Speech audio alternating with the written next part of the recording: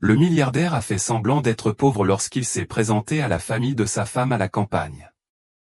Toute la famille a été stupéfaite lorsqu'elle a appris sa véritable identité. Un matin brumeux, le bus de la ville s'est arrêté au début du village côtier.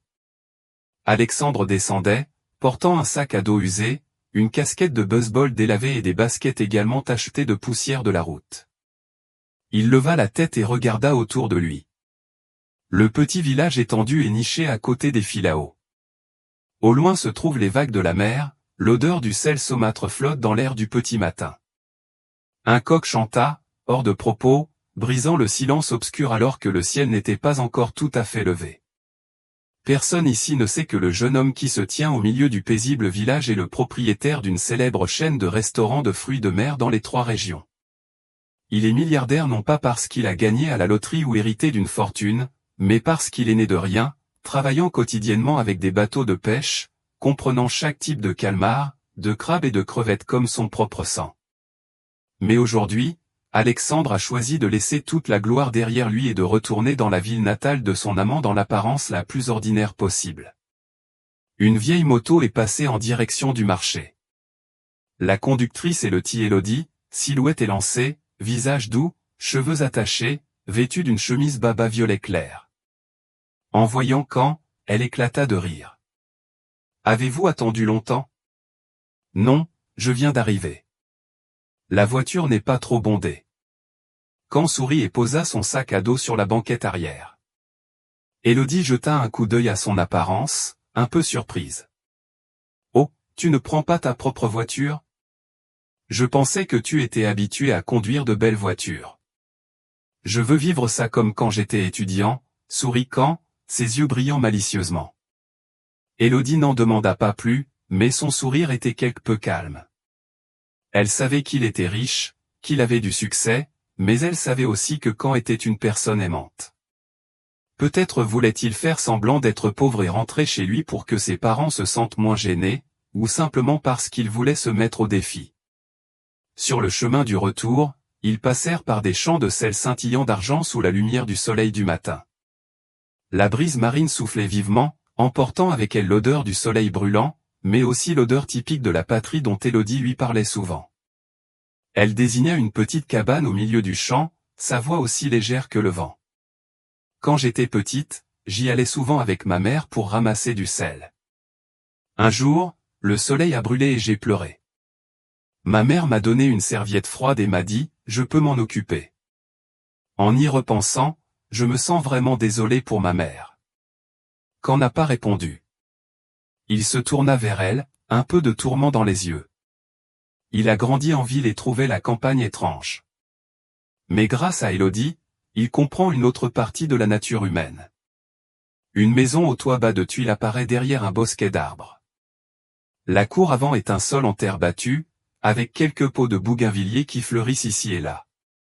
Elodie gare la voiture et crie à haute voix, « Maman, je suis à la maison. » Madame Dumas sortit de la maison, sa silhouette était lisse, son visage bronzé, mais ses yeux étaient gentils.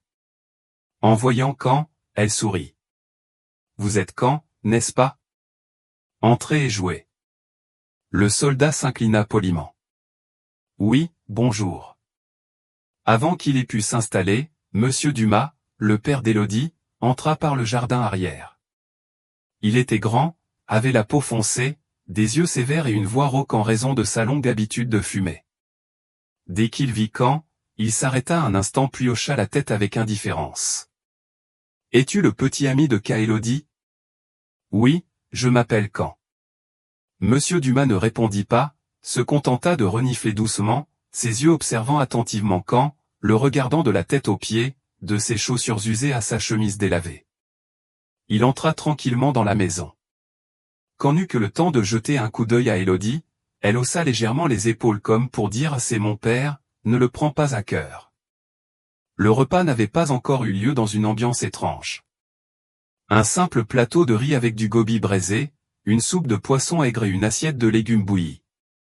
Caen ramassa un morceau de poisson, l'arôme parfumé fit grogner son estomac. Cela faisait longtemps que je n'avais pas mangé un vrai repas local comme celui-là. Que fais-tu ? La voix de Monsieur Dumas retentit brusquement au milieu du repas. Quand fit une légère pause mais resta calme. Oui, je travaille en freelance, j'aide souvent des amis en cuisine ou j'exécute des tâches aléatoires au restaurant. Quel restaurant? Continua-t-il à demander, sans quitter le bol de riz des yeux. Oui, c'est juste petit, j'habite à Saigon. D'habitude, je fais la vaisselle et je nettoie. L'atmosphère devint soudain silencieuse. Monsieur Dumas renifla, la bouche retroussée en un ricanement, puis ramassa le poisson dans le bol, sans rien dire de plus. Élodie regarda son père piquant, les yeux légèrement inquiets. Elle savait que son père valorisait la dignité et jugeait souvent les autres. Mais elle ne s'attendait pas à ce qu'il soit si bouleversé. Elle était sur le point de parler, mais Quand secoua légèrement la tête comme pour lui faire signe de prendre soin de lui. Après le repas, Madame Dumas a fait le ménage et Monsieur Dumas a sorti une cigarette pour fumer. L'odeur de cigarette persiste dans la cour. Si vous n'avez pas d'emploi stable, pouvez-vous prendre soin de ma fille, demanda Monsieur Dumas d'une voix calme mais mortelle. Quand a répondu, je n'ai pas de travail permanent, mais je sais ce que je fais et je ne laisserai pas Élodie souffrir. Monsieur Dumas gloussa en écrasant sa cigarette dans la boîte de conserve. Cela semble familier, les garçons du village l'ont aussi dit. Élodie se tenait derrière, tenant doucement la main de Quand. Ses yeux étaient inquiets, mais Quand gardait toujours un visage calme et regardait droit. Monsieur Dumas n'a pas hésité. La brise marine soufflait dans ses cheveux, le vieux chapeau qu'il tenait à la main tombait dans la cour, la poussière s'accrochait au tissu délavé. Quand se pencha pour le ramasser, le secoua doucement puis l'enfila. Aux yeux de Monsieur Dumas, il y avait quelque chose d'imprévisible. Dans un coin de la cour, Madame Dumas était assise pensive, observant tranquillement, la bouche pincée comme si elle pensait à quelque chose de profond. L'après-midi tombe sur la campagne avec un doux soleil. Quand et Élodie sont allés se promener à la plage. Elle se pencha près de lui et dit doucement, « Je suis désolée pour la façon dont papa a agi. » « C'est bon, je savais que ça arriverait. » Quand sourit. « C'est aussi la raison pour laquelle je ne veux pas apposer ici l'étiquette de milliardaire. Mais si papa savait qui j'étais vraiment, est-ce que cela changerait ?» demanda Élodie en regardant d'un air lointain les bateaux amarrés. « Peut-être, a répondu Quand, mais à ce stade, cela n'a plus de sens. Je veux qu'il m'aime parce que je suis une personne gentille, pas parce que j'ai de l'argent. » Élodie le regarda et hocha la tête en silence. La mer est toujours douce, le vent est toujours salé. Et eux, deux personnes de deux mondes, se lancent un défi qui n'est pas facile. Le premier repas chez Élodie était un défi auquel Quand ne s'attendait pas. Il pensait qu'après être allés ensemble au marché ce matin-là et avoir été présenté par Élodie, il se sentirait quelque peu soulagé. Mais l'atmosphère dans la maison était complètement différente de ce qu'il imaginait. La maison au toit de tuiles est vieille mais propre et bien rangée. Le vent de la mer soufflait à travers la petite fenêtre, apportant avec lui l'odeur du sel et le bruit des vagues qui résonnaient au loin. Dans la cuisine, Madame Dumas était occupée à préparer le riz, tandis que Monsieur Dumas était assis, les bras croisés devant la table en bois, regardant au loin sans savoir à quoi il pensait. Cet après-midi-là, le plateau de riz était servi simplement mais richement. La marmite de poisson braisé est bouillante et parfumée. Le poisson est ferme, le bouillon est riche et savoureux et quelques tranches de poivron vert flottent à la surface. Des épinards bouillis ont été placés à côté d'un bol de sauce de poisson au gingembre, une assiette d'aubergines blanches et croustillantes a été ajoutée et le pot de riz était juste cuit, l'arôme s'est répandu dans toute la petite cuisine. Quand s'assit à table et s'inclina poliment. « S'il te plaît mon oncle, s'il te plaît ma tante, s'il te plaît t'invite Élodie à dîner. » Monsieur Dumas ne répondit pas, se contenta de hocher légèrement la tête et ramassa tranquillement un morceau de poisson. Madame Dumas essayait de rire. Le riz de campagne n'est pas aussi bon que les délicieux fruits de mer, ne le critiquez pas. Oui, je pense que c'est délicieux, répondit rapidement Quand. L'atmosphère calme n'a duré que quelques minutes avant que Monsieur Dumas pose ses baguettes et se retourne pour demander à Quand, « Que entendez-vous par freelance? Combien gagnez-vous chaque mois ?» Élodie fut légèrement surprise. Cette question fut si soudaine que l'air parut se figer. Quand répondit lentement, « Oui, je travaille principalement comme travailleur saisonnier. Parfois je suis porteur, parfois je suis livreur. Mes revenus sont suffisants pour gagner ma vie. Avez-vous votre propre maison? » Oui, je vis actuellement dans une maison louée, mais j'ai l'intention d'essayer d'acheter une petite maison dans quelques années. Il sourit intérieurement, ramassa un morceau d'aubergine et le plaça fermement dans le bol. Quelques années? Allez-vous faire attendre quelques années à mon enfant pour vivre dans cet appartement? À quoi ça sert de se marier sans rien avoir en main? Élodie s'est rapidement défendue. Papa, Alexandre est honnête, il a de la volonté, on est pauvre donc on travaille ensemble. Honnêtement, je ne peux soutenir personne, mon enfant, l'interrompit-il sans même regarder sa fille. J'ai élevé ma fille pendant 20 ans. Je ne veux pas qu'elle épouse quelqu'un qui ne fait que promettre. Quand serra les mains sous la table. Il n'était pas en colère, mais sentait une pression invisible sur ses épaules. Il comprenait qu'un père comme lui ne ferait pas facilement confiance à quelqu'un qu'il considérait comme ayant les mains vides. Je sais que tu tiens à Élodie, je ne veux pas mentir, je suis sincère avec Élodie et je compte être sérieux dans cette relation. Il regarda qu'en lui-même, les yeux inébranlables. Je ne critique pas la pauvreté, dit-il clairement, mais je n'aime pas les hommes malhonnêtes. Cette phrase était comme un jet d'eau froide. Quand resta silencieux pendant quelques secondes. Il comprit que M. Dumas ne remettait pas seulement en question sa situation actuelle, mais testait également sa fermeté et lui servait également d'avertissement. L'atmosphère sur le plateau du dîner devenait de plus en plus lourde. Le bruit des cigales continuait dans le jardin, mais à l'intérieur de la maison, c'était aussi silencieux que du papier. Madame Dumas adoucit encore sa voix, « Chacun a son temps, monsieur. Il y a des gens qui ressemblent à ça, mais leur ambition est plus loin qu'ils ne le pensent. Une fois la nourriture dans l'estomac, il faut choisir de prononcer ou non les mots. » Il ne répondit pas, il ramassa le bol de riz et continua à manger mais ses yeux ne quittèrent jamais Caen. Élodie baissa la tête, ramassa un autre morceau d'épinard pour Caen et dit d'une voix douce, « Mange-le, le poisson braisé que maman fait est délicieux. » Caen regarda Élodie et sourit doucement, « Je sais que c'est délicieux, je n'en veux pas à Élodie, car je ne suis pas trop intervenu. Je comprends qu'elle est entre deux rives, un côté c'est l'amour, l'autre côté c'est la famille. Elle ne peut pas s'opposer à son père pour lui, ni lâcher ma main pour son père. » Ce repas s'est terminé dans plus de silence que de rire, mais pour Caen, ce n'était pas un échec. C'était la première étape d'un voyage difficile. Il sait ce qu'il doit faire, non pas pour le prouver avec de l'argent ou un statut, mais avec sincérité, gentillesse et patience. Lorsqu'il se leva pour faire la vaisselle, Caen dit à Élodie, « Je vais l'aider à faire la vaisselle. » Élodie sourit légèrement, « D'accord, laisse-moi faire.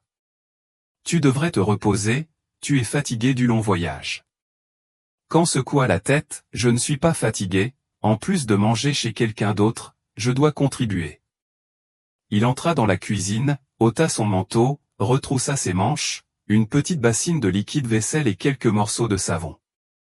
L'odeur du poisson braisé persistait encore dans ses mains.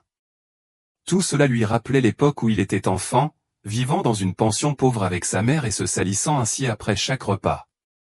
Madame Dumas resta un moment à la porte, regardant Caen, puis hocha légèrement la tête et ne dit rien. Peut-être commença-t-elle à comprendre que même si ce garçon parlait peu, son cœur n'était pas superficiel. Monsieur Dumas était toujours assis sur le porche, sirotant une tasse de thé chaud, la brise marine qui soufflait apportait une odeur de poisson braisé, une odeur de soleil, une odeur de quelque chose de très vieux. Il ne faisait pas encore confiance à Caen, mais il commença à y prêter plus d'attention. Et pour un père, être attentif est déjà la première étape de l'acceptation. Avant que le soleil ne soit brûlant, le chant du coq s'est finalement calmé dans le silence du village, répandant l'odeur de la fumée de la cuisine et le bruit des seaux et des casseroles qui claquaient dans le coin de la cour, réveillant une nouvelle journée pleine de défis. Alexandre était assis sur le perron de sa maison, tenant une tasse de thé léger que Madame Dumas lui avait offerte de bon matin, regardant au loin les champs où les compatriotes commençaient depuis longtemps leur journée de travail. Vous me suivez dans les champs, résonnait la voix de Monsieur Dumas, sans avoir à tourner autour du pot. Il n'attendit pas que Caen réagisse mais sortit de la porte. Caen se leva, posa rapidement sa tasse de thé et courut après lui, tenant toujours un chapeau en tissu délavé. Après la pluie de la nuit dernière, le chemin de terre menant au champ était encore détrempé, avec des flaques boueuses marquées par des empreintes de sandales. Deux hommes, un vieux et un jeune, marchaient côte à côte mais semblaient avoir deux niveaux de pensée distincts. Monsieur Dumas était silencieux, ses yeux tantôt regardant le champ, tantôt regardant Caen comme s'il cherchait. Caen marchait lentement, réprimant sa respiration, mais la sueur avait déjà commencé à se former sur sa nuque, même si ce n'était que le matin. Le champ semblait inégal, avec des taches vertes et brunes. Le soleil n'était pas encore chaud mais il brillait déjà, la lumière se reflétant depuis le puits voisin. Monsieur Dumas plaça deux seaux d'eau à côté du puits, se tourna vers Caen, dessine. Caen ne dit rien, retroussa ses manches, se dirigea vers le lourd seau, le sortit du puits, le faisant chanceler et éclabousser de l'eau. La deuxième fois, il essaya de tenir fermement la sangle et pinça les lèvres. Chaque pas depuis le puits jusqu'au bord du lit est un défi avec de la boue jusqu'aux chevilles. Les pantoufles qu'il a achetées hier à la gare routière n'en pouvaient plus et ont glissé de ses pieds pour la troisième fois. Pataugeant dans les champs, pantalon baissé, les mains coincées dans la boue, retirant les sandales, le visage sale mais sans dire un mot de plainte. Vous n'avez jamais fait de gros travaux, a demandé Monsieur Dumas, ses yeux ne sachant pas s'ils étaient moqueurs ou observateurs. Oui, quand j'étais étudiant, je faisais beaucoup d'autres travaux, servir les tables, avoir le temps de monter sur un bateau la nuit, chercher du poisson à louer à Natring, a répondu Caen. Monsieur Dumas s'arrêta une seconde puis renifla légèrement. Écoutez vos oreilles, je ne sais pas si c'est vrai ou pas. Un appel à froid a interrompu le silence. Les soldats étrangers arrivent, accourut Julien, le cousin d'Élodie, portant son pays, le visage souriant. Alexandre ressemble à un Ségonais qui part en pique-nique. Caen sourit avec hésitation, tendant la main pour saluer Julien. Le garçon est maigre mais agile, avec des bras et des jambes rapides. Partout où il allait, les gens dans les champs éclataient de rire. Julien était effronté et ouvert, différent du caractère dur et discret de Monsieur Dumas. Les troupes ont été chargées de semer des graines d'oignon dans les sillons préparés. Chaque mouvement consistant à se pencher, à ramasser la terre, à saupoudrer des graines, répété encore et comme une épreuve de patience. Le vent soufflait de la mer et apportait avec lui une odeur salée et sensuelle mêlée à l'odeur de la boue jeune, à l'odeur du nouveau soleil et à l'odeur de la sueur sur le dos d'une chemise. Un jour, alors qu'il se penchait trop profondément, Caen a glissé et est tombé dans la boue, tout son corps était trempé, son chapeau est tombé de sa tête et ses cheveux étaient tachés de boue. L'atmosphère ambiante s'est calmée un instant puis Julien a ri, tu es coincé dans la boue du village. Caen se leva d'un bond, essuya la boue avec ses mains et sourit maladroitement. Monsieur Dumas lui donna une serviette décolorée. Voir Rauque, si vous pouvez le gérer, ce n'est pas forcément mauvais. C'était une phrase simple, mais à ses yeux une partie de ses préjugés avait disparu. À midi, il se repose sous un cocotier. Julien sortit du panier quelques boulettes de riz gluant, du poisson poché salé et un peu de sel. Caen mangeait délicieusement, ne critiquait pas, n'était pas difficile et remerciait abondamment. Monsieur Dumas resta assis pensif mais hocha également la tête lorsqu'il vit que Caen ne critiquait pas le riz sec. Sur le chemin du retour, le soleil brillait d'or des deux côtés du terrain. Julien poussait son vélo devant lui et Caen marchait parallèlement à Monsieur Dumas. Les deux n'ont pas dit grand-chose, jusqu'à ce qu'ils soient près de la maison, il a soudainement demandé, « Envisagez-vous de vous lancer dans l'agriculture » Caen sourit et secoua la tête, « Oui, je ne suis pas doué en agriculture, mais je respecte les agriculteurs. » Monsieur Dumas le regarda plus longtemps que d'habitude puis hocha légèrement la tête, semblant quelque peu l'accepter. Cette nuit-là, dans la petite pièce, Caen était allongé sur le lit, bloquant la lumière de la lampe à huile du mur lambrissé. Il a sorti son téléphone et l'a ouvert secrètement pour vérifier l'email indiquant que le nouveau contrat de la succursale de Natring venait d'être signé. Le grand nombre faisait briller ses yeux, mais aussi son cœur se serrait. Élodie, tu sais, je vis une vie parallèle, marmonna-t-il dans le noir. En bas dans la cour, le bruit de la mère d'Élodie qui arrangeait les casseroles et les poêles, et le bruit du père d'Élodie toussant légèrement et fermant la porte. Dehors, les vagues de la mer, comme les paroles d'une ville natale, entourent le jeune homme qui s'habitue à une vie honnête et comprend peu à peu que pour être accepté, il doit non seulement aimer les filles des autres, mais aussi apprendre à aimer chaque goutte de sueur qu'ils ont dépensée. Il était tard dans la nuit et le village tomba dans un silence familier. Le bruit des vagues résonnait toujours régulièrement au large, et parfois il y avait le bruit des insectes gazouillant depuis la clôture contre les mauvaises herbes. Le clair de lune s'estompait derrière les cocotiers, projetant une ombre sur le jardin de la petite maison au toit de tuiles. Dans un coin du jardin, la lumière bleue d'un téléphone clignotait dans la main d'un jeune homme. Quand était assis, les genoux pliés sous un bananier, le dos appuyé contre le mur du fond de la maison. Il parla doucement au téléphone, sa voix basse mais décisive, pleine de commandements. Non, le contrat n'a pas encore été signé. Nous devons d'abord attendre que B Logistique reconfirme la commande de Fan Thiais. Je veux que le devis soit envoyé à l'ensemble du système demain matin, clairement et proprement. Si vous êtes en retard d'un jour, vous perdrez des milliards de dollars. À l'autre bout du fil, la voix d'un secrétaire l'appelait, « Président », et lui disait oui et poliment. Soudain, l'appel s'est terminé.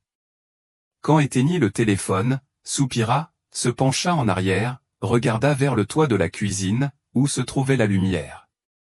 Une lumière jaune filait par la porte en bois, la maison d'Élodie était simple mais lui permettait de se sentir à l'aise, différente de l'atmosphère étouffante des luxueuses salles de réunion qu'il visitait souvent. Mais maintenant, cette simplicité l'oblige à beaucoup se cacher. Derrière les buissons, il restait immobile, une cigarette à la main à moitié brûlée, ne laissant que le bout rougeoyant comme les yeux d'un chat de nuit. Il n'a pas parlé et il ne s'est pas avancé. Il avait suffisamment entendu la conversation depuis le début pour savoir que le jeune homme n'était pas un travailleur libre comme il l'avait dit. Sa voix autoritaire, son attitude professionnelle, même la façon dont il a mentionné le contrat d'1 milliard de dollars, n'avaient rien de faux. Il pinça les lèvres dans son cœur, ressentant un sentiment indescriptible, pas de colère, mais un profond doute. Peut-on faire confiance à quelqu'un qui ment depuis le début, quel que soit le but? Pour lui, l'honnêteté dans le discours est toujours une mesure de la qualité d'un homme, mais celui qui envisage d'épouser sa fille porte un déguisement différent. Le lendemain matin, il s'est réveillé tôt comme d'habitude, mais au lieu d'emmener sa charrette au champ, il s'est assis tranquillement sur les planches de bois devant le porche. Madame Dumas sortit l'eau et fut surprise de voir son mari ne pas laisser échapper sa plainte habituelle, « Tu ne vas pas tondre la pelouse tôt aujourd'hui ?» Elle a demandé. Il but une gorgée de thé et secoua la tête, « Laisse tomber, aujourd'hui j'ai quelque chose à voir avec Élodie. » Dans la cuisine, Élodie faisait la vaisselle. Elle entendit vaguement les paroles de son père et leva les yeux. Elle sentait qu'il y avait quelque chose d'inhabituel dans l'atmosphère de la maison, pas aussi tendue que le premier jour de l'arrivée de Caen, mais pas douce non plus. Plus tard, il a appelé Élodie pour qu'elle l'accompagne au marché, sans donner de raison ni sourire. Tout au long du trajet, père et fils ont parcouru tranquillement les allées de sable blanc, n'entendant que le cliquetis des pédales frappant les brochettes rouillées. En arrivant au marché, alors qu'il choisissait des légumes, il a déclaré « Je vis en dehors de la ville depuis longtemps. J'ai probablement rencontré beaucoup de bonnes personnes, mais être bon ne veut pas dire être sincère. » Élodie s'est arrêtée en ramassant les épinards. Elle jeta un coup d'œil à son père et vit que ses yeux étaient toujours rivés sur les légumes frais. « De qui parles-tu » Il ne répondit pas tout de suite, après un moment il soupira, les yeux fatigués. Il y a des gens qui parlent moins, font plus, il y a des gens qui savent bien se cacher. Ma fille n'aime pas quelqu'un qui n'ose même pas dire la vérité sur son métier. Élodie se mordit la lèvre, elle avait l'impression que son cœur était saisi par quelqu'un et doucement pincé. Cette déclaration, même si elle ne l'a pas nommée, elle l'a compris. Au cours des 2 derniers jours, Caen donnait toujours des réponses vagues à chaque fois que son père lui posait des questions sur le travail, il l'évitait ou prétextait qu'il était occupé et pas encore installé. Elle pensait qu'il était juste timide, mais si c'était vrai, que cachait-il? De retour chez elle, Élodie Zecan était assise sur le porche, tenant un chiffon de nettoyage sur sa vieille moto. Cette voiture était couverte de boue après avoir transporté 2 personnes au champ la veille, et maintenant il l'essuyait soigneusement comme un trésor. Elle le regarda, le cœur en ébullition. Quand est toujours le même, ses yeux doux, sa voix chaleureuse, son comportement courtois, mais maintenant, l'image qu'elle a vue la nuit dernière alors qu'il était assis la tête baissée dans le noir, la lumière du téléphone brillant sur son visage pensif, est soudainement devenue très étrange. Ce jour-là, au déjeuner, personne ne parlait de travail. Monsieur Dumas ne posa pas d'autres questions, mais l'atmosphère était clairement différente, comme un vent qui changeait silencieusement de direction et qu'on ne pouvait ignorer. L'après-midi, Élodie est allée dans le jardin arrière pour cueillir des légumes. Madame Dumas le suivit, demandant doucement « Est-ce que vous et Caen avez quelque chose à cacher à votre père ?» Élodie secoua la tête mais était incertaine. « C'est une bonne personne, maman, mais parfois j'ai l'impression qu'il n'est pas fidèle à lui-même. » Madame Dumas soupira, les hommes ont souvent tendance à cacher les choses de peur de blesser la personne qu'ils aiment. Mais si vous aimez vraiment, vous devez oser faire savoir qui vous êtes. Cet après-midi-là, il y avait un vent fort, les pétales de noix de coco dans le jardin se balançaient comme pour dire quelque chose. Caen resta un instant silencieux devant le vieux cocotier, les yeux lointains. « Je sais, chaque couche commence à se fissurer, mais est-il temps de l'enlever ?»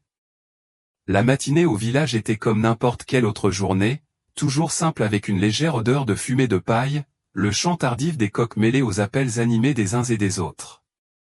À l'extérieur de la cour d'Élodie, cette journée était plus occupée que d'habitude, il préparait un plateau d'offrandes pour réconforter son arrière-grand-père, occasion où tous les voisins se réunissaient.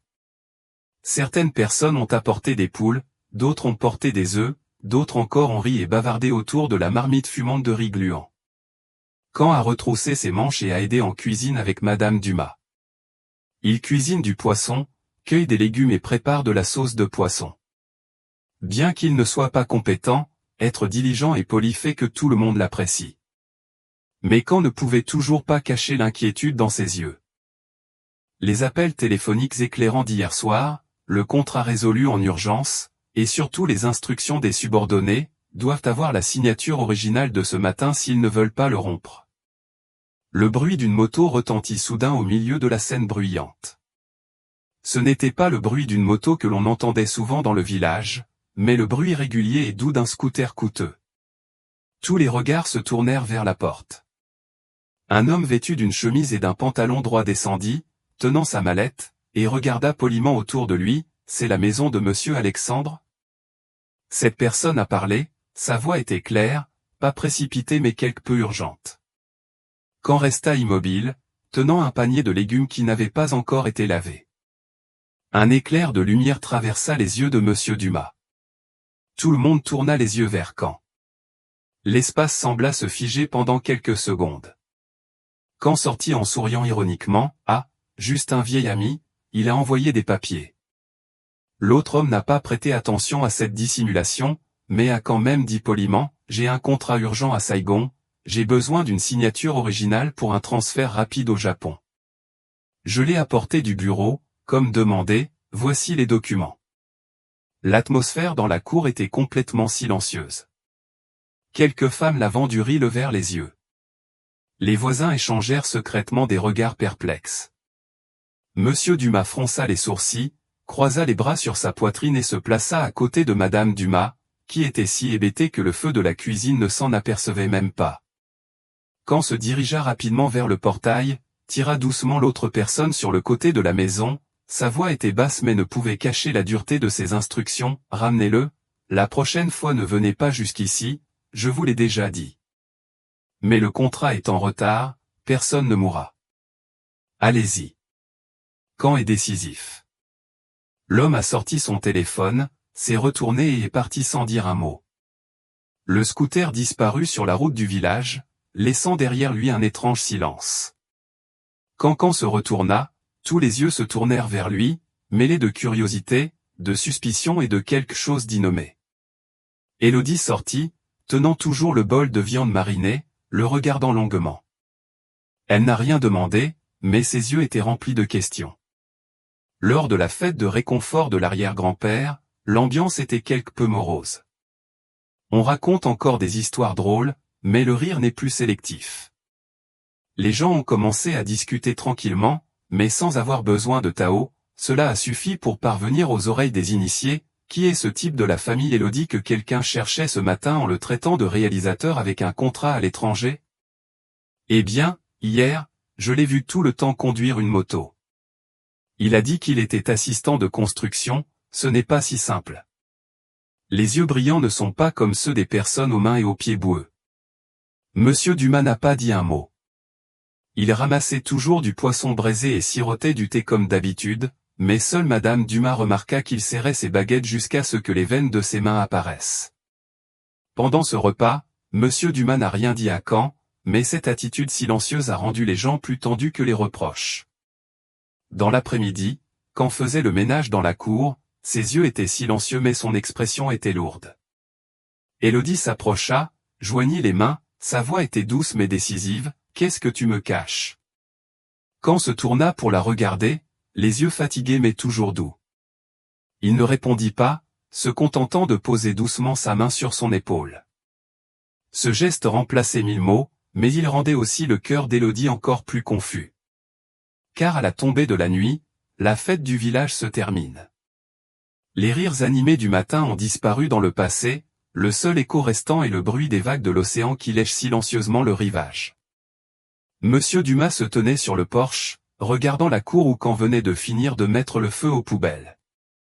Son regard n'était plus méprisant mais d'une confusion très nette, comme s'il regardait une partie d'échecs dont le coup final n'avait pas encore été bouleversé.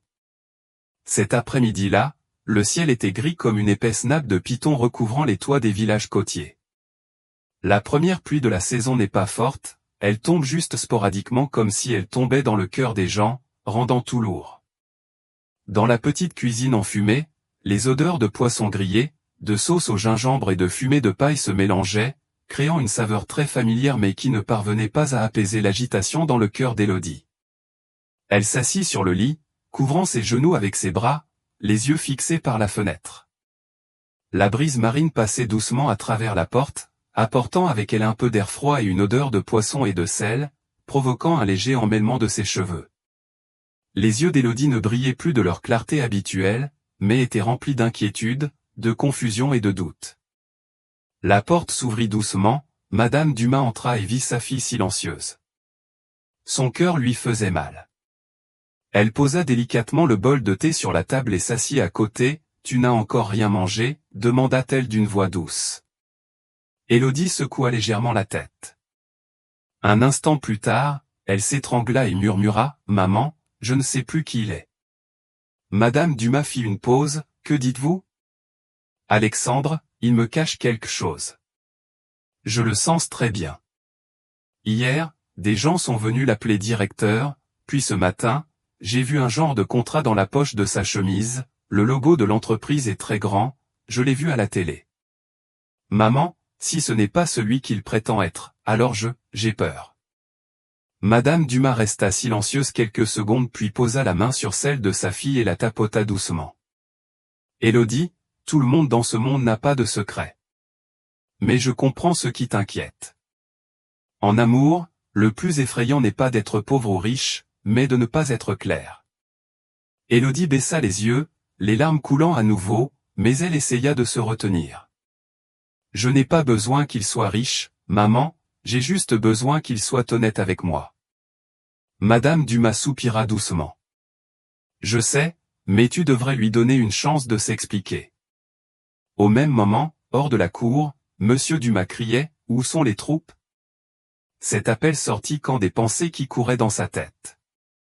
Il venait de monter sur les marches, s'apprêtant à frapper à la porte d'Élodie, lorsqu'il fut interrompu par la voix de Monsieur Dumas. Il ravala les mots qu'il était sur le point de dire, se retourna et traversa le terrain. Élodie était toujours assise tranquillement dans la pièce. Un instant plus tard, elle se leva, s'essuya le visage et était sur le point de rapporter la veste à Caen lorsqu'elle se souvint de la chemise accrochée dans sa chambre. Avec hésitation, elle se dirigea vers la porte à moitié fermée de sa chambre. L'intérieur est soigné, seulement un sac à dos et quelques objets simples. Élodie s'est approchée et s'apprêtait à prendre la chemise lorsqu'elle a aperçu par hasard un morceau de papier qui dépassait de la poche suspendue de la chemise. Elle l'a sorti, ses yeux ont immédiatement rencontré le logo de l'entreprise de fruits de mer Truong, les lettres claires et grasses, le numéro du contrat de plusieurs dizaines de milliards et la signature d'Alexandre. Sa main s'est arrêtée. Le morceau de papier n'était pas simplement un contrat, c'était comme un couteau bien aiguisé coupant le mur de confiance qu'elle avait construit depuis le début. La dernière fois, Élodie est restée longtemps immobile, puis a doucement plié le papier, l'a remis à sa place d'origine et est sortie sans rien dire. La pluie dehors était toujours calme, le vent n'était pas fort mais suffisant pour faire flotter le vieux rideau. De minuscules gouttes de pluie tombaient sur le carrelage de la cour, silencieusement comme le cœur de la jeune fille rempli de centaines de fils emmêlés. Dans la cuisine, la marmite commença à bouillir, l'odeur du poisson, des oignons et du poivre était parfumée. Quand était assis près du feu, le visage baissé. Monsieur Dumas restait là, sans rien dire, le regardant seulement de temps en temps avec des yeux significatifs. Ce dîner-là, toute la famille était assise autour du plateau. Quand essayait de parler et de plaisanter, mais l'atmosphère était toujours lourde. Élodie s'assit pour manger mais ne prit pas la peine de parler, regardant Caen de temps en temps, les yeux remplis de plus de contenu que de mots. Après le repas, Élodie regagne d'abord sa chambre. Madame Dumas regardait en soupirant doucement. Caen nettoya les bols et les baguettes, ses mains étaient toujours agiles, mais son cœur remuait aussi. La nuit tomba et la maison redevint calme. Dehors, la pluie s'est arrêtée. Dans la chambre, Élodie était allongée sur le côté, les yeux grands ouverts, les mains agrippées à la fine couverture. La première pluie de la saison ne suffit pas à mouiller les avant-toits, mais elle suffit à faire savoir tranquillement au cœur d'une fille que la foi, une fois brisée, sera très difficile à guérir comme avant. Ce matin-là, le vent de la mer est revenu sur le village, apportant avec lui un peu de sel et une fine brume qui s'est déposée sur l'herbe le long de la route. Caen essayait d'aider Madame Dumas à porter un bol de légumes hors du puits lorsqu'il entendit un appel grave et rauque derrière lui. « Tu me suis jusqu'au magasin d'eau du village. Il y a quelque chose dont tu veux parler. » Caen leva les yeux et rencontra le regard de Monsieur Dumas, froid et déterminé, comme s'il ne laissait aucune place à la retraite. Sans dire un mot, il se retourna et s'éloigna. Caen posa rapidement le bol de légumes, s'essuya les mains avec son pantalon et le suivit. Le magasin d'eau du village est situé à l'ombre d'un faux banyan, avec un toit de chaume de feuilles séchées, attendant à côté du chemin de terre rouge qui mène à la mer.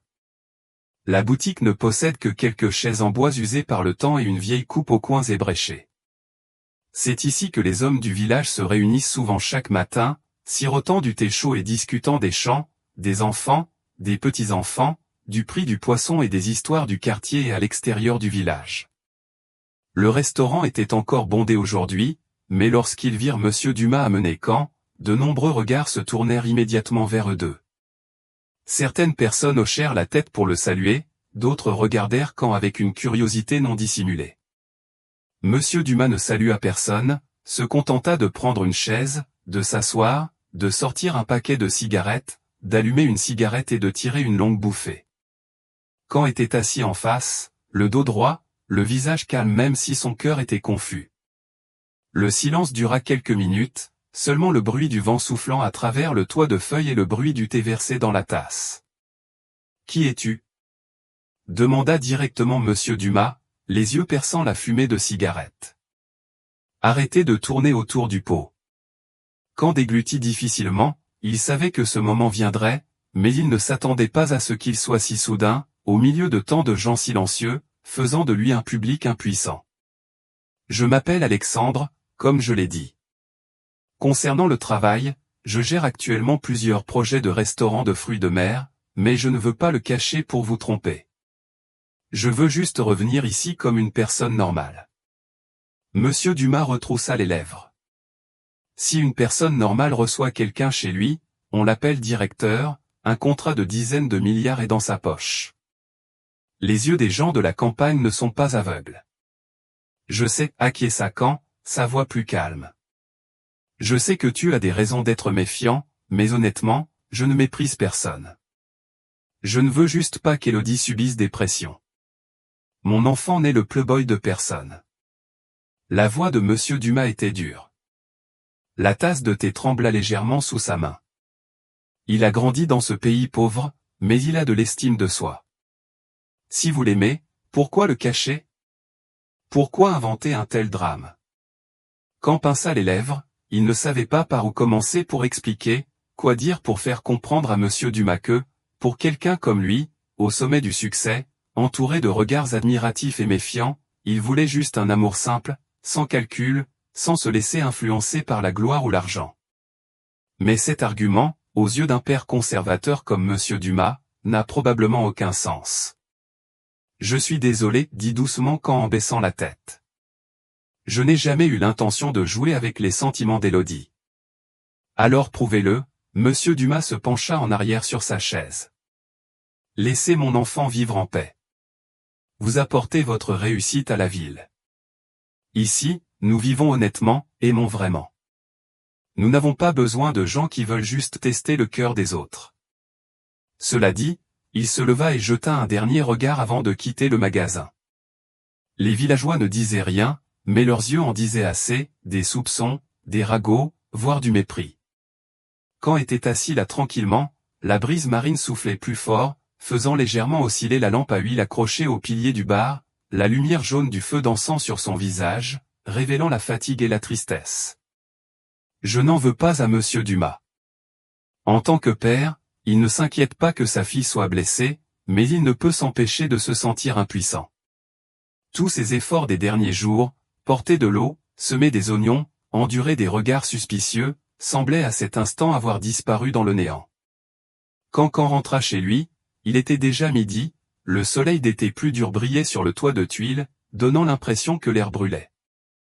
Élodie balayait la cour, l'aperçut mais ne dit rien, se contenta de jeter un rapide coup d'œil puis se pencha pour continuer son travail. Le cœur de Caen était lourd, il savait qu'entre lui et elle, le fil de confiance s'effaçait peu à peu. Non pas à cause de l'argent mais à cause du silence, à cause du choix de cacher la vérité, même si le point de départ est bon. L'après-midi, il se rendit tranquillement à la plage. Les vagues qui frappaient le rivage lui rappelaient à chaque fois qu'il y a des choses dans la vie qu'on ne peut pas forcer. Il resta assis là un long moment, laissant le sable mouillé tacher le dos de son pantalon, ramassant des poignées de sable dans ses mains et les laissant tomber comme pour chasser sa tristesse. Des mouettes tournaient au-dessus de nous, leurs cris rauques semblaient rappeler le passé. Caen comprend que s'il veut vraiment rester, non pas pour faire ses preuves mais pour prouver ses sentiments, il doit changer d'approche. Ne plus éviter, ne plus se taire, mais faire face avec franchise et bienveillance. Ce matin-là, des ossements étaient encore accrochés à la canopée des arbres devant l'allée. De petites gouttes d'eau tombaient régulièrement sur le toit de feuilles, comme pour réclamer quelque chose d'incomplet. Le chant sporadique des coqs chantant au loin résonnait, mêlé au souffle de la mer, créant un son froid qui atteignait le cœur. Caen est sorti de la maison, avec un sac à dos léger sur l'épaule, toujours la vieille moto qu'il avait empruntée au village. Allongé tranquillement dans un coin de la cour, il portait une chemise blanche légèrement froissée et un jean foncé, ce qui n'était pas très différent du premier jour de son arrivée ici. Mais dans ses yeux, il y avait quelque chose de différent, un silence profond et pesant.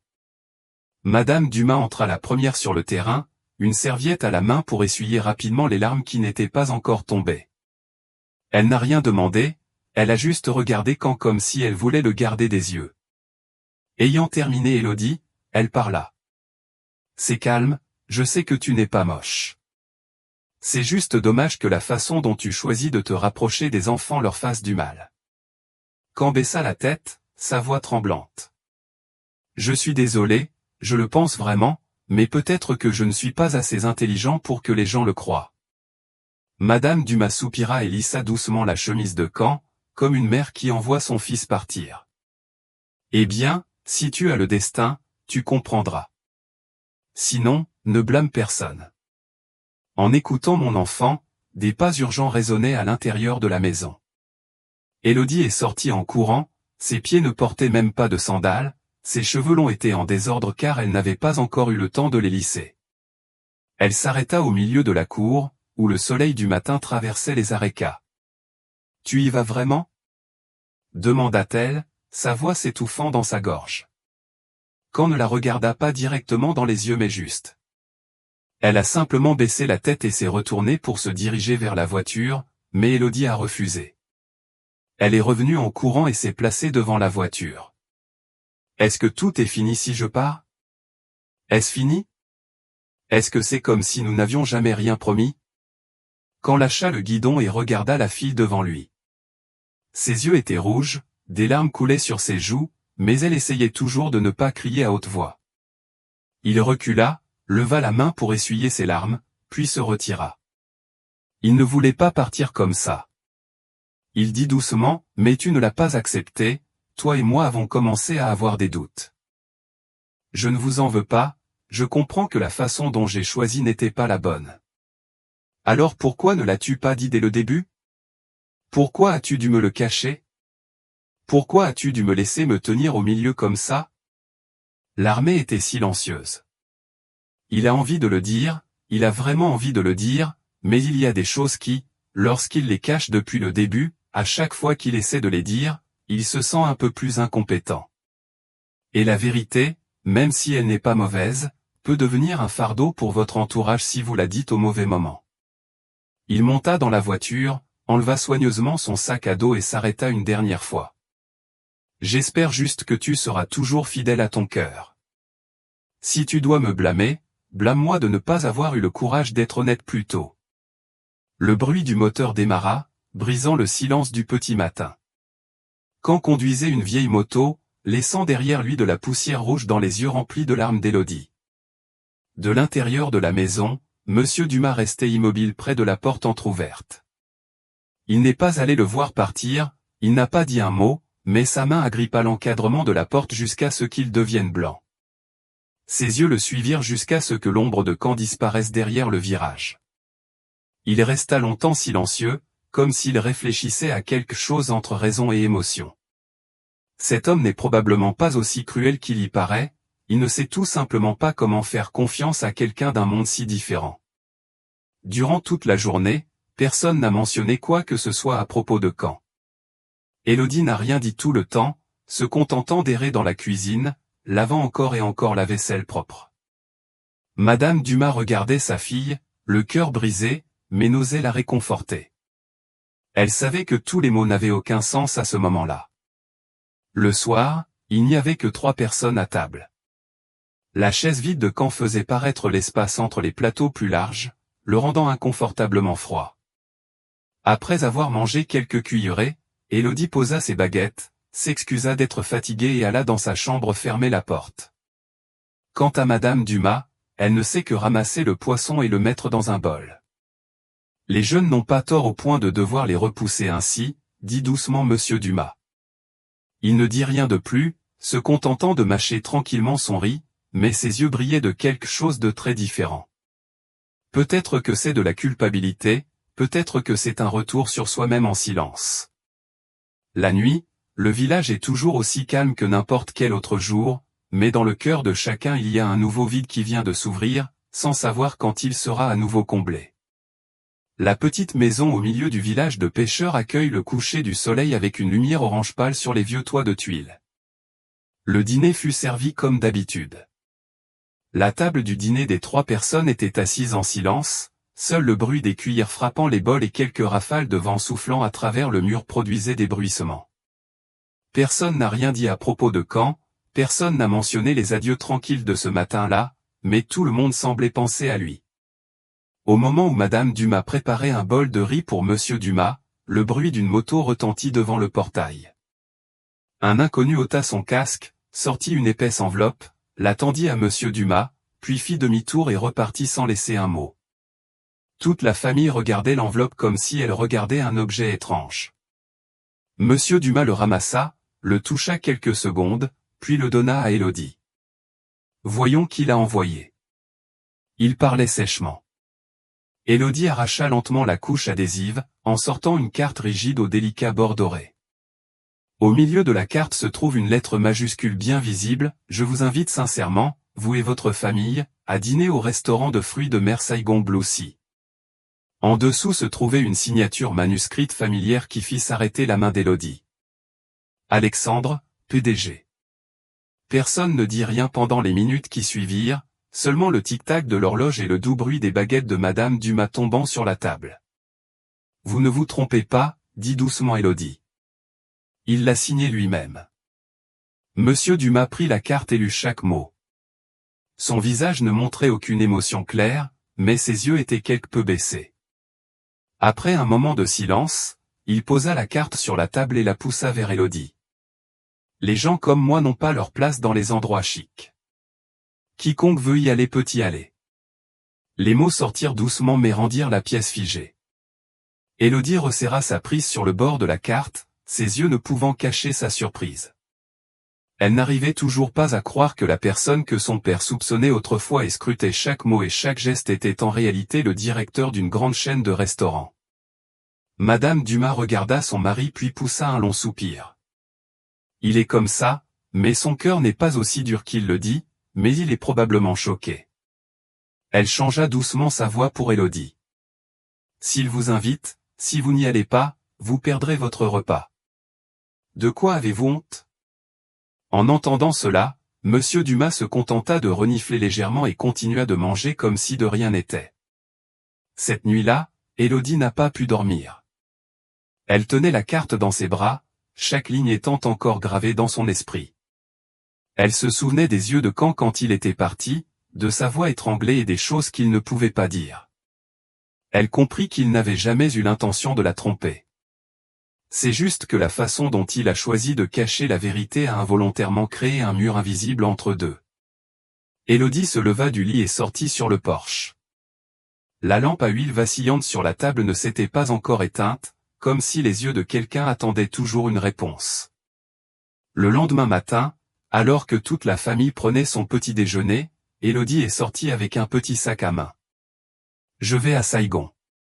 Même si papa n'y va pas, je veux quand même l'entendre dire la vérité cette fois, tout. Personne ne l'a arrêté, Monsieur Dumas s'est contenté de boire tranquillement une gorgée de thé en regardant la cour étincelante et ensoleillée. Madame Dumas hocha la tête et mit de la monnaie dans la main de sa fille. N'oubliez pas de manger et de boire avec précaution lorsque vous y allez. Cette porcelaine n'est pas comme ici. Julien, le cousin d'Élodie, s'est assis à côté d'elle et lui a murmuré, « N'oublie pas de prendre une photo de la boutique pour que je la voie, ma sœur. » J'ai entendu le nom mais je n'ai pas vu à quoi ça ressemble. Élodie sourit doucement, un sourire aussi fin que des os brillants. Elle ne savait pas ce qu'elle entendrait ou verrait, mais elle avait un sentiment très clair dans son cœur. Elle doit faire cela pour comprendre et choisir le cœur des gens. La voiture rouge est partie à 8 heures.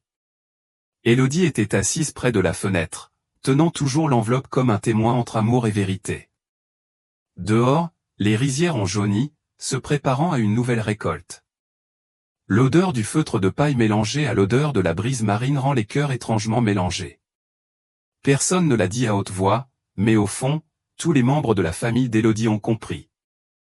Ce voyage sera la première fois qu'ils regarderont Caen avec des yeux complètement différents. Il n'est pas un homme simplement habillé, assis avec diligence à aider à faire la vaisselle après le déjeuner, ni un travailleur indépendant comme il l'a dit un jour, mais un homme qui choisit de revenir, non pas pour se montrer mais pour prouver une chose, le véritable amour n'a pas besoin d'être caché. Élodie se tenait devant la porte vitrée du restaurant. Mon cœur était rempli d'un sentiment à la fois de nervosité et d'étrangeté. Le panneau en bois noir gravé des mots, Blue Sea, dans un motif délicat se démarque dans le centre-ville animé de Saigon. Elle était passée par cette route à plusieurs reprises, mais ne s'attendait jamais à ce que cet endroit luxueux et scintillant aux lumières dorées soit lié à l'homme qu'elle aimait autrefois. La personne qu'elle pensait n'était qu'un gars simple, conduisait une moto et parlait humblement. La porte vitrée s'ouvre automatiquement. Un employé en costume s'inclina légèrement devant elle. « Élodie, entre s'il te plaît. Le réalisateur te l'a déjà dit. » Élodie entra, tenant toujours fermement le petit sac comme point d'appui pour se calmer. L'espace du restaurant est recouvert d'un léger arôme de fruits de mer grillés et de bois de rose. La douce lumière des lustres suspendus rend chaque détail intérieur luxueux mais pas trop ostentatoire. Avant qu'elle ne puisse se calmer, ses yeux rencontrèrent immédiatement une image familière mais inconnue. Alexandre, dans un costume gris clair bien ajusté, se penche pour serrer la main d'un étranger. Khan parle anglais couramment, avec un ton calme et un sourire moyen. Assez de l'attitude de quelqu'un qui s'est présenté autrefois et a pris des décisions pour des centaines de personnes, pas du gars taché debout et au doux sourire de Lélé. Il y a quelques semaines, vous êtes resté immobile, la gorge serrée, non pas à cause de la colère, mais à cause d'un sentiment d'impuissance, comme si l'image entière qu'elle croyait autrefois de Khan était supprimée pièce par pièce, révélant une nouvelle personne, une personne qu'elle n'avait jamais pensé aimer. La gérante du restaurant, une femme d'âge moyen, s'approche chaleureusement. « Vous êtes Madame Élodie ?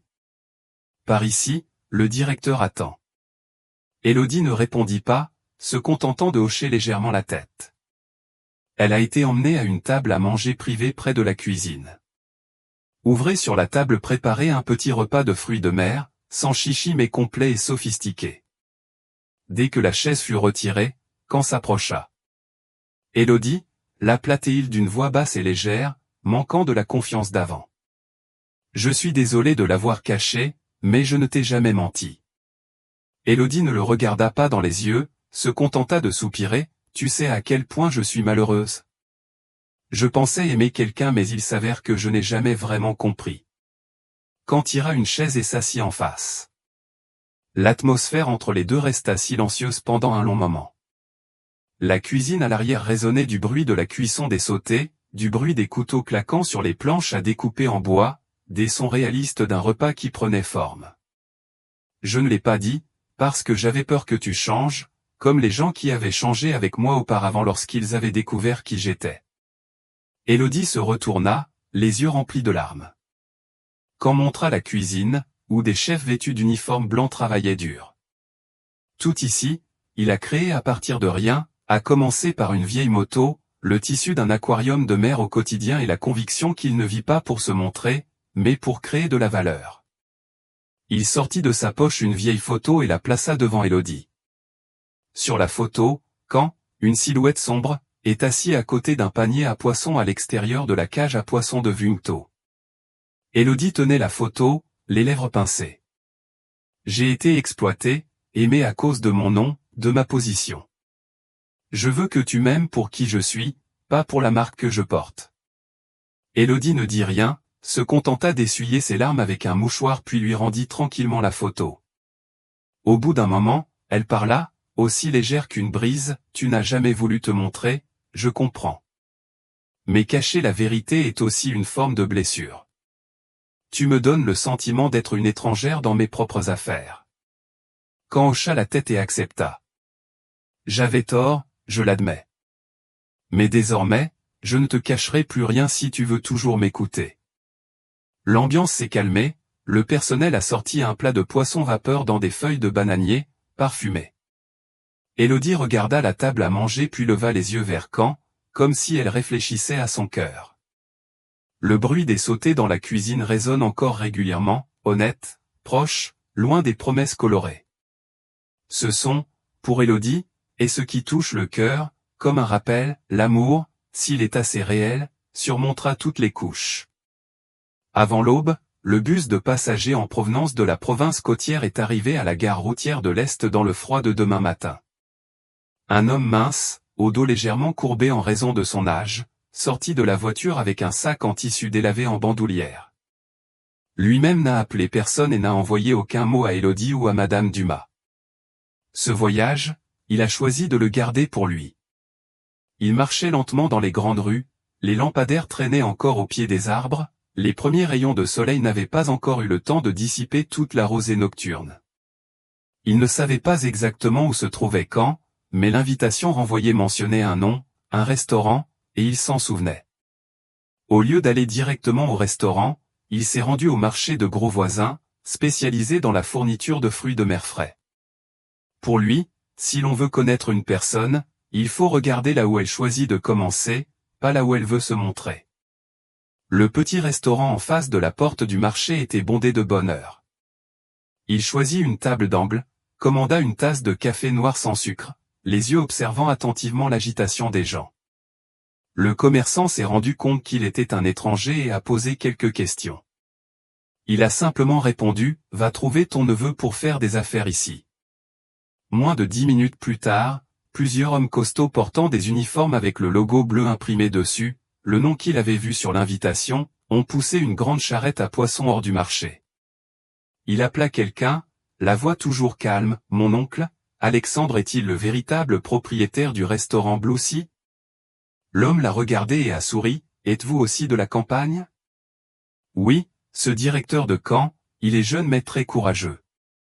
L'année dernière, ma mère était gravement malade, j'ai demandé quelques mois de congé pour retourner dans ma ville natale, et vous m'avez non seulement donné un congé, mais aussi de l'argent pour les médicaments. Une autre personne est intervenue, pendant la pandémie, nous avons perdu notre emploi pendant plusieurs mois, nous pensions que c'était fini. Alexandre courait d'avant en arrière pour s'assurer qu'il avait suffisamment de nourriture et distribuer lui-même du riz, mais il ne s'est jamais montré. Lui-même s'est assis tranquillement. Le non-camp, comme on l'appelait avec affection et respect, était complètement différent de ce qu'il pensait d'un gendre d'origine inconnue. À ses yeux, Caen est au quotidien une personne bon marché et quelque peu fermée. Mais il s'avère que derrière tout cela se cache un tout autre monde, plein de responsabilités et d'amour. Alors qu'il réfléchissait encore, de loin, l'ombre d'une personne familière passa. Caen, tenant le téléphone, donnait des instructions à quelqu'un pendant l'appel. Il ne l'a pas vu tout de suite. Ce n'est que lorsqu'il s'est approché qu'il s'est soudainement arrêté. « Oncle, oncle ?» Caen était abasourdi, ses yeux brillaient d'inquiétude, en partie à cause de la surprise, en partie parce qu'il ne savait pas quoi dire. Monsieur Dumas restait assis, leva sa tasse de café et but une gorgée avant de répondre gentiment, « Il est trop tôt pour aller au marché, tu es un adulte mais tu choisis quand même le poisson toi-même. » Caen hocha la tête, n'osant pas lever les yeux longtemps. « Oui, j'y suis habitué, mon oncle. » Il faut le voir de ses propres yeux pour se sentir en sécurité. Monsieur Dumas posa les mains sur la table et regarda Caen droit dans les yeux. Le regard n'est plus aussi dur qu'avant, mais le regard de quelqu'un qui reflète la vérité. L'autre jour, j'étais un peu impatient, mais maintenant je comprends un peu mieux. Mais comprendre est une chose, croire en est une autre. Caen baissa la tête, la voix baissée. Je ne t'en veux pas, car si c'était moi, j'aurais aussi des doutes. Un silence passa. Le vendeur de poissons derrière lui poussa la charrette, les bruits du marché devinrent faibles comparés à cette conversation. Monsieur Dumas posa la main sur la table, en tapotant légèrement les doigts. « Veux-tu toujours être mon gendre ?» Caen leva les yeux, ses yeux étaient rouges. Pas besoin de dire un long mot, ses yeux contenaient toutes les émotions, le regret, la gratitude et le désir de corriger les erreurs. Monsieur Dumas le regarda un long moment puis se releva lentement. Avant de se retourner et de s'éloigner, il ne dit qu'une seule phrase, « Alors ne fais plus pleurer Élodie. » Ayant fini de parler, il sortit lentement du magasin, rejoignant la foule devant la porte du marché, laissant Caen immobile. Un léger sourire apparut sur son faux visage, comme si un fardeau venait d'être enlevé de son cœur, même s'il n'était pas encore complètement léger. Alors que Caen était encore confus par les émotions montantes, le responsable des livraisons a couru et a demandé, « Patron, la voiture m'attend, je dois encore me rendre au district 5 pour vérifier les marchandises. » Caen hocha la tête, mais avant de partir, il se retourna pour regarder devant la vieille table où venait de s'asseoir Monsieur Dumas. Sur la table il y avait un dessous de verre imbibé de café et une petite tasse tournée vers le bas. Il s'est approché, a retourné la tasse et a vu en dessous une courte note griffonnée, « Faites n'importe quoi, pourvu que vous n'oubliez pas vos racines. » Il serrait fermement le papier, comme s'il tenait une promesse entre deux hommes. Pas besoin de bruit, pas besoin de confirmation, mais tout le monde a compris qu'un contrat tacite venait d'être conclu. Julien VIP du restaurant Bienxan, qui reçoit souvent les convives les plus gourmands de la ville, est aujourd'hui différent. Pas de table et de chaises de style occidental, pas de drap blanc, pas d'assiette en céramique à bord d'oreilles ni de verre à vin malodorant. À la place, il y avait une vieille table en bois, meublée simplement, du poisson braisé, des épinards bouillis, une soupe de potiron aux crevettes et un bol de sauce chili posé au milieu de la table, parfumé comme s'il venait de sortir d'une cuisine de campagne. Quand attendait devant, toujours soigné mais ne portant plus un costume élaboré comme le jour où il recevait des invités. Il portait une chemise blanche, des manches retroussées, un pantalon simple et des sandales noires un peu vieilles. Les gens disent qu'être riche signifie se montrer, mais aujourd'hui, qu'en veut juste que tout soit aussi honnête que son cœur. La porte s'ouvrit et Élodie entra. Devant les yeux occupés derrière elle se trouvait Madame Dumas, tenant un sachet de gâteau rustique enveloppé dans des feuilles de bananier, légèrement parfumées. Puis, lentement mais sûrement, Monsieur Dumas entra, les mains dans les poches, les yeux errants, sans rien dire. Quand baissa poliment la tête, « Bonjour, mon oncle. » Il hocha légèrement la tête, ne répondit pas, se contenta de s'asseoir sur la chaise préparée. Le personnel recula, quittant l'espace avec seulement le bruit des cuillères frappant les bols et celui des cuillères à soupe claquant. Élodie était sur le point de parler pour briser le silence, mais quand leva la main pour signaler doucement que tout soit naturel. Je comprends, avec des gens comme Monsieur Dumas, beaucoup de mots ne valent pas une bonne action. Le temps répondra à ce qui doit être répondu. Monsieur Dumas ramassa un morceau de poisson braisé, le mit dans un bol, le porta à sa bouche et le mâcha lentement. Le goût salé se propage sur le bout de la langue, légèrement épicé dans la gorge. La saveur de la sauce de poisson imprègne chaque morceau de poisson, pas sophistiqué mais suffisamment pour lui rappeler le repas que sa mère préparait il y a des décennies. Aussi ce plat. Il mangea silencieusement une autre poignée de légumes. Trempant dans l'eau les épinards, Madame Dumas le regarda légèrement, puis se tourna vers Caen en adoucissant sa voix, « C'est vous qui avez cuisiné ces plats ?» Caen a souri, « Oui, je ne suis pas doué en cuisine, mais j'ai demandé au chef de le faire comme ma mère m'a appris. Chaque fois que ma mère faisait braiser du poisson avec de la sauce de poisson, elle devait d'abord le mélanger avec du sucre avant d'ajouter le poisson. Quand j'étais jeune et pauvre, seule une casserole de poisson braisé et un tas de légumes suffisaient à remplir mon estomac. » Il posa ses baguettes, se pencha vers Caen et parla pour la première fois, « Depuis que tu es entré dans la pièce, où as-tu appris à cuisiner ces plats ?» La question n'était pas grande, mais c'est le premier pont dont il a pris l'initiative. Bac Gian, Caen ne s'est pas précipité pour répondre immédiatement. Il le regarda droit dans les yeux, « Honnêtement, de mémoire, mon oncle, depuis les années où je vendais du poisson sur la plage, mangeais des paniers repas, faisais bouillir du bouillon et n'arrêtais pas de penser à l'odeur du riz cuit à la maison, l'air semblait gelé. » Il hocha légèrement la tête, tenant à nouveau des baguettes à la main. Cette fois, il ne le mangea pas, mais s'en servit pour mettre un morceau de poisson dans le bol de Madame Dumas, puis regarda Élodie. Un geste en apparence minime, mais toute la famille a compris qu'il s'ouvrait petit à petit. Élodie tendit la main pour toucher le verre d'eau à côté d'elle, mais sa main trembla légèrement. Pendant de nombreux mois, elle a été en conflit entre amour et devoir, entre confiance et peur, et maintenant chaque nœud est dénoué.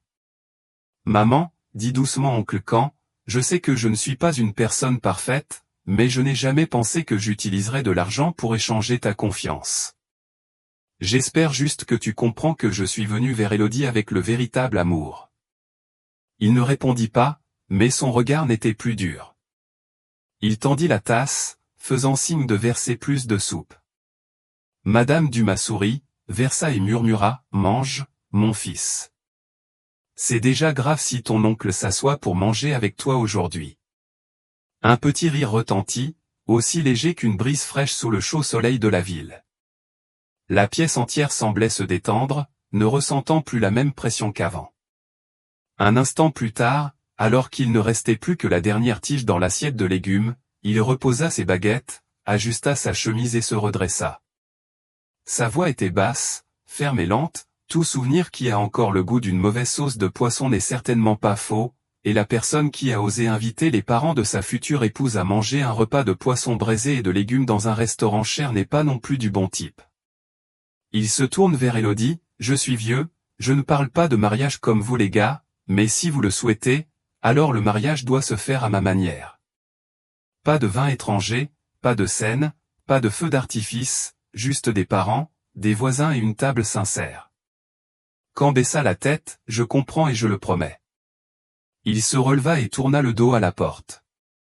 Mais avant de partir, il dit quelque chose qui fit s'arrêter Élodie et quand, si vous mangez du poisson braisé, votre mère vous manquera. Quiconque sait cuisiner comme votre mère n'est pas étrange, mais précieux. Personne ne répondit, seule l'odeur du poisson braisé dans cette pièce chaude répandait encore une odeur familière, pas luxueuse mais pleine de souvenirs. L'odeur de la maison, de l'enfance et peut-être de la confiance se renouvelle de tout notre cœur. Tôt le matin, la lumière du soleil traversait les rangées d'arêtes devant la cour, se répandant sur le sol en briques rouges qui venaient d'être lavées par les gens hier. L'atmosphère qui règne aujourd'hui dans le village semble soudain différente. Dès le début de la ruelle, le bruit des motos, les rires obscènes et les pas précipités étaient plus animés que d'habitude. C'est aujourd'hui la cérémonie des fiançailles d'Élodie, la plus jeune fille de Monsieur Dumas, qui a toujours été discrète mais qui doit désormais ouvrir les invitations au village d'en haut et d'en bas. La camionnette argentée s'est arrêtée juste devant la porte, il n'y a pas eu de klaxon bruyant, pas de long convoi de véhicules comme lors des cérémonies de fiançailles urbaines, il n'y avait que Caen portant une chemise bleue, un turban, portant un plateau de cérémonie avec quelques amis proches. Sur le coffre de la voiture se trouvent des plateaux de noix de bétel et d'arec, des gâteaux de riz vert, du vin de riz gluant et de la confiture de gingembre soigneusement disposée. Chaque plat est préparé avec soin mais pas à accent grave l'œil. Quand sortit de la voiture et s'inclina légèrement devant le magasin d'arec devant le portail comme un rituel silencieux. Son visage ne pouvait cacher ses émotions. Du garçon de la ville qui n'aurait jamais pensé qu'il porterait un jour une chemise et un turban au milieu du village, il se sentait maintenant soulagé comme s'il était revenu au bon endroit où il devait aller. Madame Dumas se tenait dans la cour, tenant un plateau à thé, souriant gentiment. Élodie était dans la maison, timidement en haut des roses, les cheveux attachés en chignon, portant seulement une paire de petites boucles d'oreilles. Elle s'assit à côté de Monsieur Dumas, un homme calme, habillé aujourd'hui étrangement, avec des cheveux bien peignés et un haut blanc avec un motif brodé sur la poitrine gauche.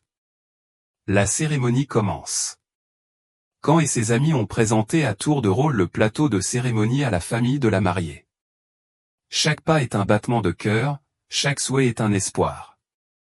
Personne ne se sentait privé, même s'il n'y avait pas de salle de musique live, pas de salle de mariage froide, seulement le chant des oiseaux, le bruit du vin qui tintait ensemble et de véritables rires.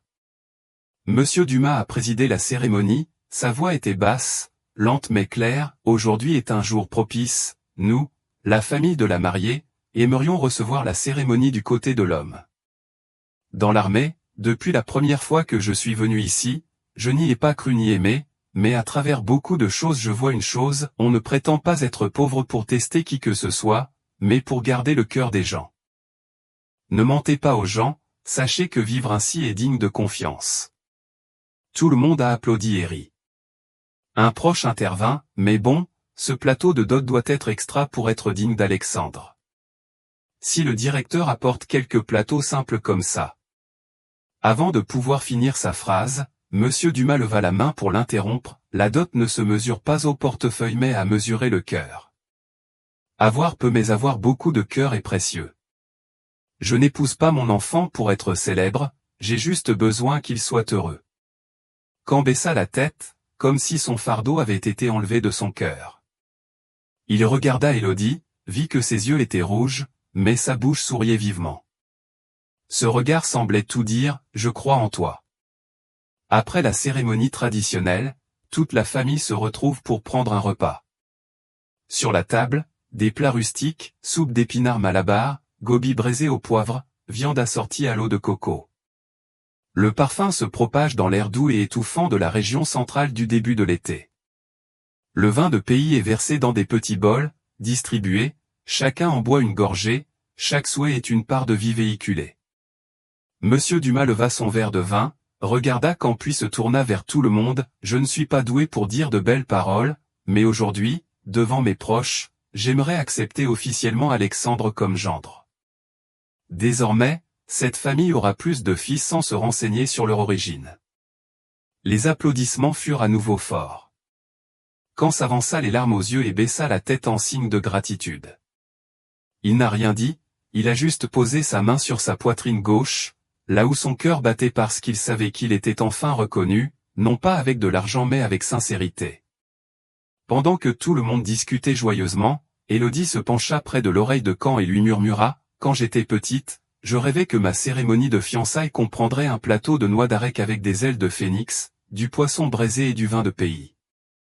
Mais contre toute attente, tu m'as offert exactement ce dont je rêvais. » Quand lui tenait doucement la main, avant, je pensais que je devais faire quelque chose de grand, mais qui savait que les choses simples étaient les choses les plus difficiles. L'air chaud remplissait également la cour, mêlé au parfum épicé du bétel, à l'odeur du vin de pays, au rire rauque des oncles et aux yeux doux de Madame Dumas regardant ses deux enfants assis l'un à côté de l'autre. Une cérémonie de fiançailles qui ne nécessite ni pétard ni scène, mais qui est empreinte de gratitude. C'était une matinée locale qui durera toute une vie. Non pas par la forme mais par consensus entre deux générations, entre deux mondes apparemment incompatibles.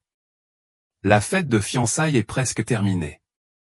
Le soleil devenait plus doux à mesure que l'après-midi tombait progressivement. À l'ombre du manguier à côté du portail, quelques adultes se rassemblaient et discutaient. Les enfants courent et jouent autour des piles de chaises pliantes. L'atmosphère paisible de la campagne après une journée bien remplie est rare. Quand profita de l'occasion pour sortir dans la cour, peu fréquentée, pour retrouver un peu de calme. Il se tenait là, légèrement appuyé contre le poteau de la clôture, les yeux tournés vers les montagnes lointaines, le vent soufflant à travers l'ourlet de son haudet, emportant avec lui l'odeur de la sauce épicée et un peu de poussière du chemin de terre rouge. Le léger bruit des talons résonna derrière lui. Quand se retourna, la fille se tenait là, une robe moulante vert mousse, des cheveux longs, un maquillage modéré mais dégageant toujours une atmosphère urbaine. Il s'agit de Claire, qui faisait autrefois partie de sa jeunesse. Ils se regardèrent quelques secondes puis Claire sourit légèrement, les yeux mêlés d'un peu de honte. « Ça fait longtemps que je ne vois pas, dit-elle. »« Oui, répondit Quand, sa voix basse et concise. Il n'était ni surpris, ni confus. « J'ai entendu dire que tu avais organisé une fête de fiançailles, tu te souviens encore de moi ?» demanda Claire, sa voix semblant curieuse. « Je n'oublie personne que j'ai blessé, » répondit directement Quand. Il n'avait pas froid mais il n'avait pas non plus le cœur tendre. Chaque lettre tombe lentement, suffisamment pour garder une distance suffisante. Claire sourit ironiquement, « Je ne suis pas venu pour causer des ennuis. J'ai juste quelque chose à dire. » Quand hocha la tête, ils se dirigèrent vers le manguier où peu de gens passaient. Au loin, Élodie se tenait dans la rangée d'arec, voyant mais n'intervenant pas. Elle observait tranquillement, tenant toujours le voile blanc que venait de lui offrir sa grand-mère en souvenir. Il a beaucoup changé. Claire a commencé, je pensais que j'avais peut-être choisi. Je n'ai pas mal choisi. Quand a répondu. J'ai choisi la bonne personne dont j'avais besoin à ce moment-là, quelqu'un qui pourrait rapporter de l'argent immédiatement. C'est juste dommage que je ne sois pas cette personne. Elle resta silencieuse un moment, puis ses yeux brillèrent soudainement. En fait, je démarre un petit projet de start-up. Si vous êtes prêt à investir. Quand l'interrompit doucement. Non, Claire. Arrête, tu ne veux pas m'aider? Quand sourit très légèrement. Claire, tu m'as dit un jour que je n'avais pas d'avenir. Maintenant tu penses que ton avenir devrait être avec moi.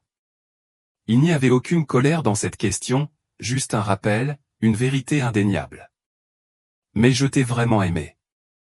Claire parla d'une voix plus basse. Peut-être. Mais le véritable amour, s'il n'existe que lorsque l'autre personne est pauvre, alors c'est de la pitié. S'il n'existe que lorsque l'autre personne est riche, alors c'est un calcul.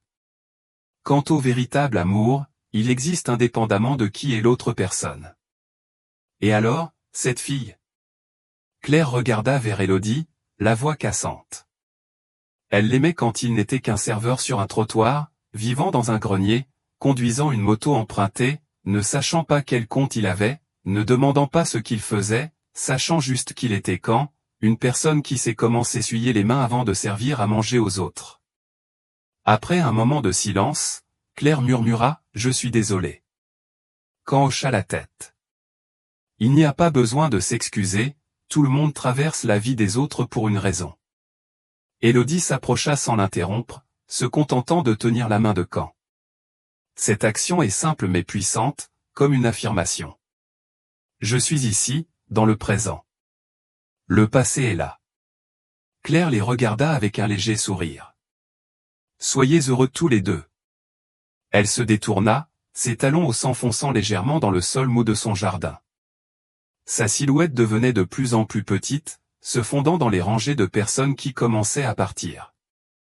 Élodie dit doucement, « Je ne demande rien parce que je crois que tu sais te fermer. » Quand lui serra la main. « Merci d'être toujours toi. » Le voile dans la main d'Élodie souffla soudain doucement au gré du vent, s'enroula autour de leurs mains, puis tomba au sol. Ils se penchèrent tous les deux pour le ramasser. Lorsqu'il relevait la tête, ils se regardaient, les yeux remplis de paix. Plus personne ne se soucie du passé, plus personne ne pense aux anciennes coupes. Il ne reste plus que le présent et la main serrée. Les rangées d'arec devant la maison bruissent tandis que le vent souffle sur le vieux toit de tuiles. L'ourlet de là-haut des deux camps flottait légèrement. Demain sera différent. Aujourd'hui, c'est le moment où les deux personnes ont confirmé qu'elles avaient raison de se choisir. Tôt le matin, le village autrefois calme se réveille désormais au son des trompettes résonnant d'un bout du hameau. Le chemin de terre menant à la maison de Monsieur Dumas est couvert de petits drapeaux rouges, suspendus scintillant mêlés de confettis bleus, violets, rouges et jaunes. Quelques enfants au visage sale couraient autour de la tente de mariage qui venait d'être dressée, tandis que les dames portaient des pots et des plateaux à la main. Aussi doux qu'un festival. Le jardin d'Élodie ce jour-là n'était plus le jardin familier réservé au séchage du riz ou au lavage des légumes. C'est aujourd'hui le lieu qui a été le témoin du moment le plus important de la vie de fille d'Élodie. Un orchestre live répète dans un coin de la cour. Le son des tambours et des tambours résonnait dans le ciel de juin, se mêlant au bruit lointain des vagues de l'océan. L'odeur du poisson braisé, de la viande bouillie et de la sauce de poisson à l'ail et au chili s'échappait de l'arrière-cuisine, le parfum d'un mariage de campagne riche et simple. Quand est arrivé tôt le matin, non pas dans un gilet d'1 million de dollars ou dans une supercar brillante, mais dans un Audi en brocart blanc, brodé de lotus et une vieille camionnette. C'est la voiture qui a rapporté la dot le jour des fiançailles. Il a conduit lui-même, s'est garé devant le portail, a ouvert la portière de la voiture et est sorti lentement. Le marié est là, a crié quelqu'un d'une voix forte, faisant lever les yeux sur tout le quartier. Beaucoup de gens se sont exclamés en réalisant que le jeune homme était le gendre riche mais qui ne se vantait pas, qui était autrefois considéré comme paresseux. Aujourd'hui, c'est le centre de tout le village le jour J. Il a toujours des cheveux soignés et des yeux stables, mais aujourd'hui, Quand a l'air très différent. Peut-être parce que ce sourire n'est plus bon marché mais plein de satisfaction. Élodie surgit de l'intérieur de la maison, les mains légèrement tremblantes tandis que Madame Dumas lui plaçait l'épingle de jade dans les cheveux. La haute du mariage est en velours rouge, le visage n'a pas besoin de beaucoup de peinture pour toujours dégager un regard brillant. Elle sortit timidement dans la cour, pas à pas sur le vieux sol en briques. Leurs yeux cherchèrent des regards familiers, puis ils se rencontrèrent en plein milieu de cette cour. Il n'y avait pas de salle de banquet, pas de lustre, pas de roses importées, juste un tapis de fleurs étalé sur le sol, 2 rangées de chaises sur le côté et une tente de mariage au toit de toile tendue sur un auvent attaché avec des cordes.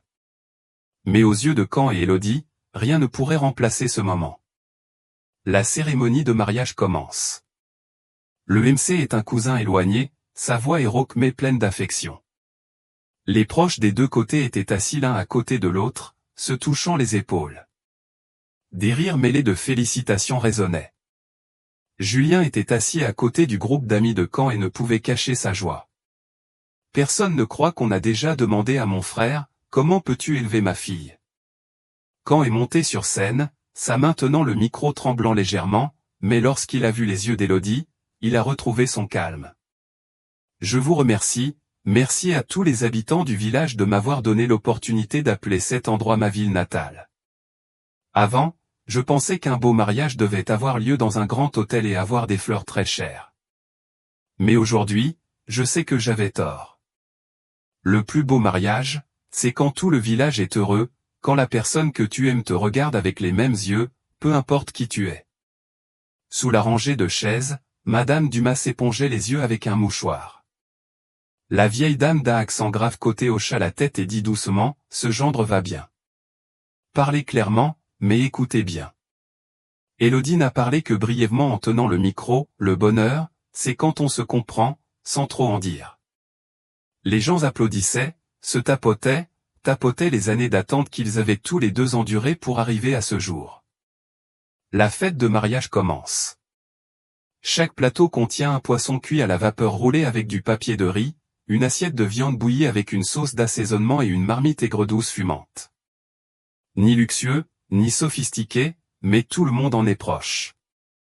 Quand allait de table en table, baissant la tête pour remercier chaque vieil homme et chaque petit ami.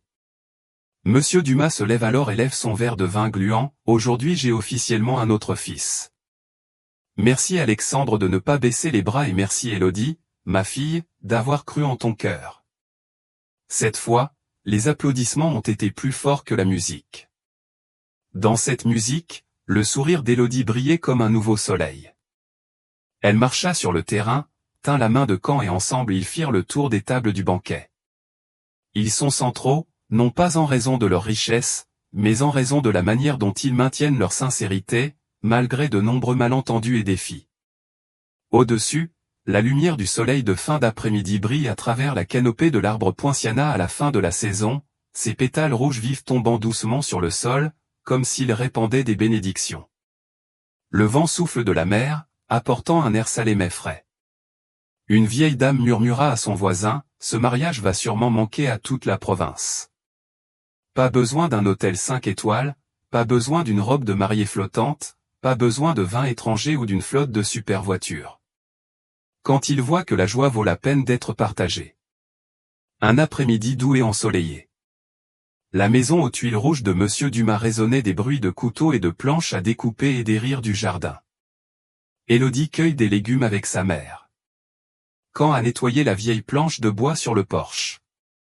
Et Julien peinait à allumer le poêle. Personne n'a parlé de la récente cérémonie de mariage. Il n'y avait pas non plus de lumière scintillante ni de musique forte comme avant. Juste le premier repas après le mariage, simple, familier et paisible. La camionnette argentée était garée devant le portail, couverte de poussière de la route. Caen et Élodie reviennent de la ville en lune de miel. Non pas parce que la nourriture de sa ville natale lui manquait, mais à cause de la promesse qu'il avait faite un jour, peu importe combien d'argent j'ai, je reviendrai toujours à la maison pour prendre un repas avec mes parents chaque mois. La brise de la mer de l'après-midi souffle doucement à travers les arêtes devant la maison. L'odeur parfumée du poisson braisé s'élève de la marmite en argile bouillante sur le poêle à bois. La soupe aux épinards rouges contenait quelques petites crevettes mélangées dans un panier d'aubergines salées placé au milieu de la table. Tasse de sauce de poisson mélangée à des tranches de citron et de piment rouge frais. Tout était si simple que personne ne semblait se souvenir que le marié de l'autre jour était l'un des jeunes hommes d'affaires les plus prospères du pays.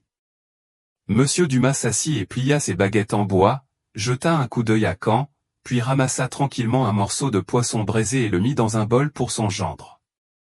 Il n'a rien dit, juste ses yeux se sont réchauffés comme si la cuisine devenait rouge.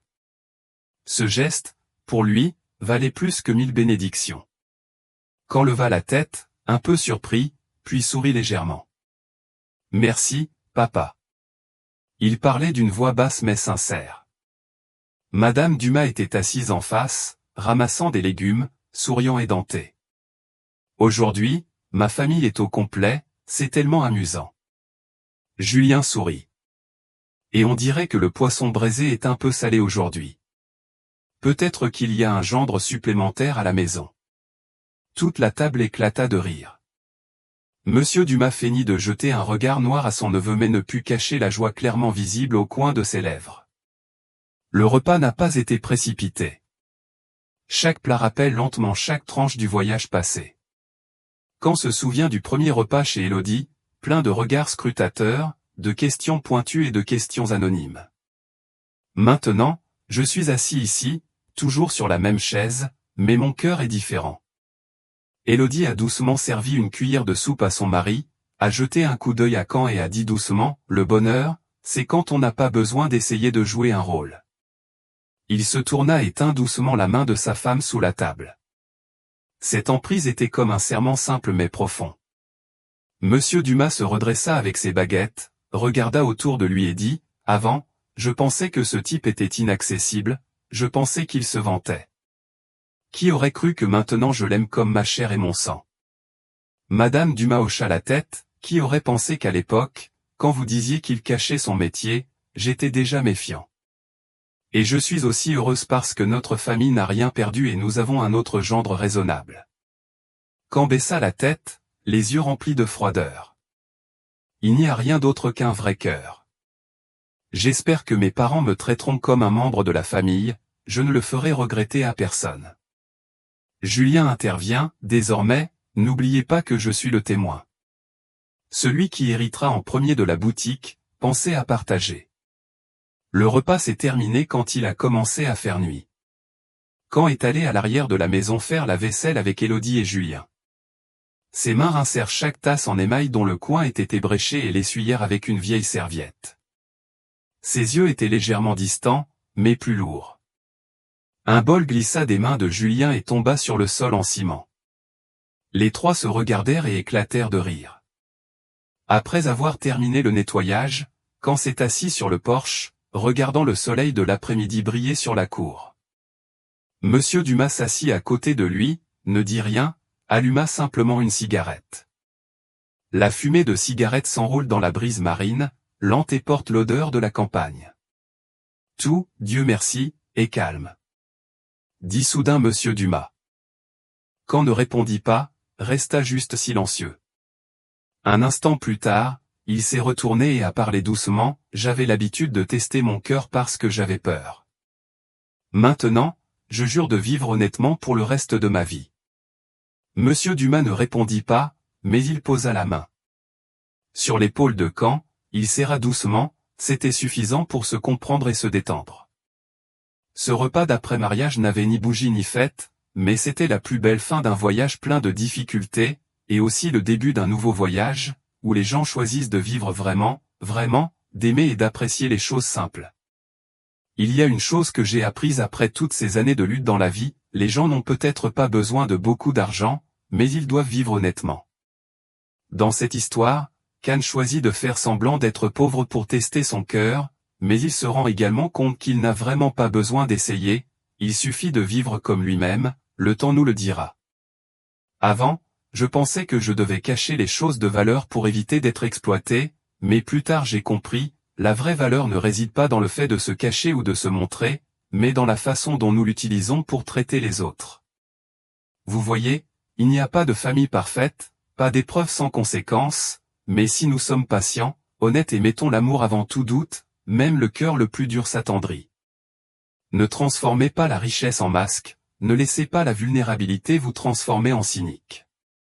Dans cette vie, s'il y a quelqu'un qui vous aime pour ce que vous êtes, chérissez-le avec honnêteté, sans artifice. La confiance est la chose la plus fragile, mais si elle est conservée, elle est aussi la chose la plus durable entre les gens. Si cette histoire vous fait réfléchir, laissez le commentaire numéro 1. De quelle province regardez-vous cette vidéo? S'il vous plaît laissez-moi savoir, afin que je sache où cette histoire a atteint dans notre pays. Avez-vous un autre point de vue? S'il vous plaît partagez les commentaires, discutons. Et si vous aimez les histoires émouvantes et significatives comme celle-ci, n'oubliez pas de vous abonner à la chaîne pour ne pas manquer la prochaine vidéo.